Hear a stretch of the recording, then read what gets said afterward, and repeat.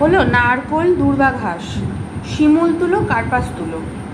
এই ভিডিওটা তাদের জন্য যারা মনে করেন যে অনলাইন তো সেভাবে দেখা হয় না। এই যে পেশেন্ট নিজে লিখে নিচ্ছেন কাগজে যে তার কিসে কিসে অ্যালার্জি। এই যে তার অ্যালার্জির চার্ট এখানে আমি নিয়ে এসেছি। এবার ওনার দায়িত্ব, উনি যেভাবে মানবেন। হুইট, আটা,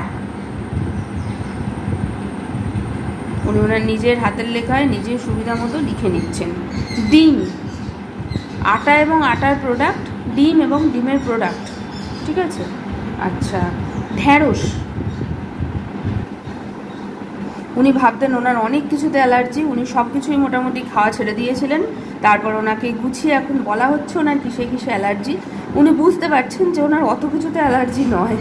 টমেটো, পুঁই শাক, কলা, কলা মানে কলা এবং কলার সমস্ত প্রোডাক্ট, কলা গাছটা, হলো এই কটাই, আর কিছু নয়।